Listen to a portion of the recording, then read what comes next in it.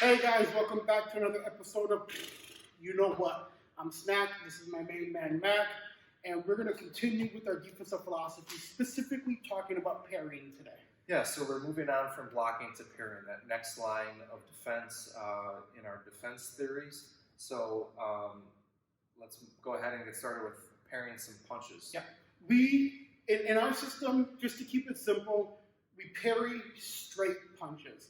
So your jabs, your crosses, your uppercuts, anything that involves this motion right here. So I want to talk, I want to talk real quick about a couple ways that I feel like are less efficient parries, just to get that out there. Okay, and there's two ways that I wouldn't suggest you parry. All right, the first way is the smackdown. Okay, I don't ever suggest any of my students to smack this punch down.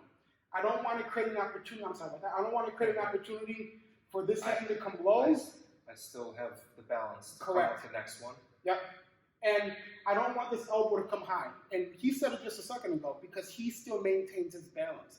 Remember, when he's striking at me, his energy is coming from point A, him being point A, and riding that B line right at me.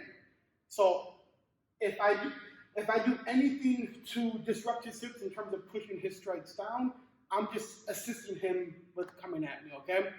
The second way a parry that I just don't teach is pushing it across. Okay. Now this way is much better than the first one because we address his kinetic energy, but it exposes me to a trailing kick, and that's no bueno. Too much movement is not good. Minimum movement for maximum effect is what I say, okay? Yeah, I love that. Someone says it all the time in class, and it's so true. So as we get into the good way of doing it, you'll notice how small the movement is on this one. So when he throws his jab at me, I'm going to try and take both of those their series. I want this jab to come down on a 45. So when he throws his strike, I just push it right here. Now, if you notice, like, can we switch sides up for the camera? If you notice, there's not a lot of movement in my hand, so I have to have the confidence to let this punch come to me, okay? And then once I move it down here, I'm going cross body, which isolates his hip, should slow that cross hand down, and now I have clean returns. And that's what I'm trying. That's my goal. I'm trying to get create a clean return line to engage my target. Just from my perspective, on this really good way to parry, I don't see a lot of exposure with solo. It's a very small movement, keeping him defensively sound. But at the same time, when I throw it and that's coming down at that 45 and a little bit to the side, I'm getting off balance. It'd be really hard to throw across. My hips are turned. Yeah, and you take away the feints. If you see all the time, just spend some time in the gym when guys push parries. Yeah, it's a big push movement. I just need to feint, and they're going to go way over, and then they're wide open. Then they're wide open. If all your movements are nice and small, you can just there's more room for mistake. Yeah. Okay.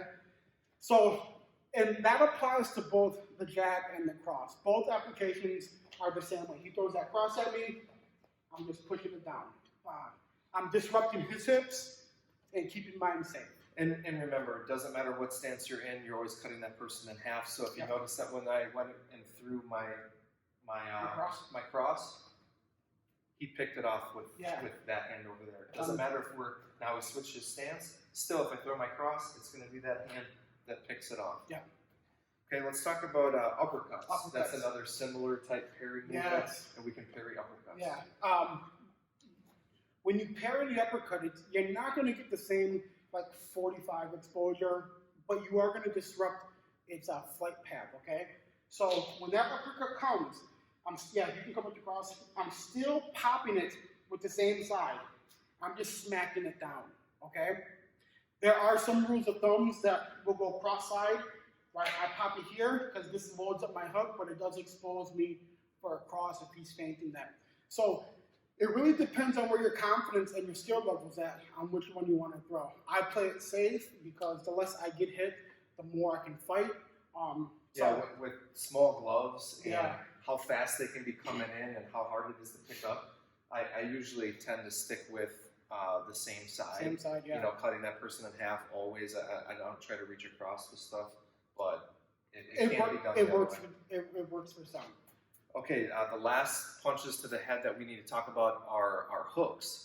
And now, when we talk about parrying is more of a concept to where we're deflecting the energy of the punch off of us. So even though we're not having like this parry movement with our hook, we can still talk about the concept of deflecting the hook away from hitting us. And it's more commonly known as like rolling a punch, rolling a hook. And I'm gonna throw and it doesn't matter. I'm gonna throw my number 6 skill to Zach, and he's just gonna roll it. Remember, you have to be confident in this stuff because you are gonna receive a little bit of contact. Okay, so when I come and I throw this, watch his body language.